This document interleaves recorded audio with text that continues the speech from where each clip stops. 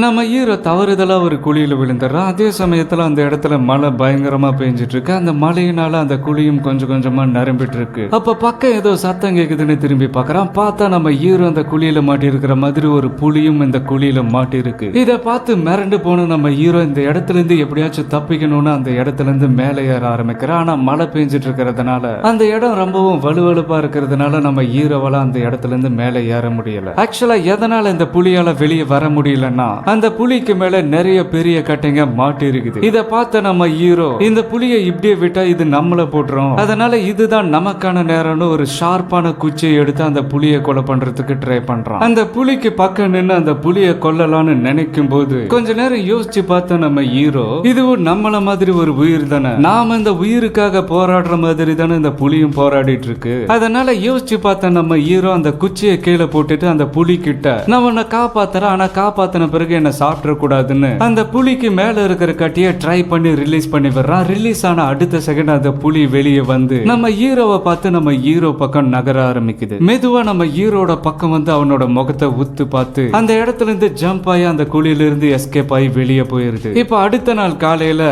நம்ம ஹீரோவை சுத்தி நிறைய காட்டுவாசிங்க ரவுண்டு கட்டுறாங்க. ஆக்சுவலா நம்ம ஹீரோவுமே ஒரு காட்டுவாசி தான். அப்படி ரவுண்டு கட்டிட்டு இருக்கிற போது பக்கம் ஏதோ பயங்கரமா சத்தம் கேக்குதுன்னு திரும்பி பாக்குறாங்க. அப்படி பார்க்கும்போது நம்ம ஹீரோ ஏற்கனவே அந்த குழியிலிருந்து காப்பாத்தின அந்த புலி இப்ப நம்ம ஹீரோவை காப்பாத்துறதுக்காக மாசா ஒரு என்ட்ரி கொடுக்குது. இத பார்த்து அங்க இருக்கிற மொத்த காட்டுவாசிகளும் நம்ம ஹீரோ முதற்கொண்டு எல்லாருமே பயப்பட ஆரம்பிக்கிறாங்க. அந்த புலியும் நம்ம ஹீரோவை பார்த்து மெதுவா நம்ம ஹீரோட முகத்துக்கு பக்கம் போய் நின்னு கொஞ்ச நேரம் நம்ம ஹீரோட முகத்தையே பார்த்துட்டு டக்குன்னு அங்கிருந்து ஜம்ப் ஆகி பயங்கரமா கத்த ஆரம்பிக்குது. இவன் என்னோட ஆளு, இன்னொரு வாட்டி என் பசங்க மேல கை பட்டது அப்புறம் நான் அவங்க மேல கை வைக்க வேண்டியதா வரும்னு பயங்கரமா கண்டிச்சு எச்சரிச்சுட்டு அங்கிருந்து கிளம்ப ஆரம்பிக்குது. அந்த புலியை பார்த்து மிரண்டு போன இந்த காட்டுவாசிங்க நம்ம ஹீரோவையும் ஹீரோவோட ஃப்ரெண்டையும் அமைதியா விட்டுறாங்க. சோ இந்த படத்தை பார்க்கும்போது எனக்கு என்ன சொல்ல தோணுதுன்னா அதுக்கு முன்னாடி உங்களுக்கு என்ன தோணுதுன்னு கமெண்ட்ல சொல்லுங்க. இந்த வீடியோ பிடிச்சிருந்தா வீடியோக்கு ஒரு லைக் கொடுத்துட்டு சேனலை சப்ஸ்கிரைப் பண்ணிருங்க.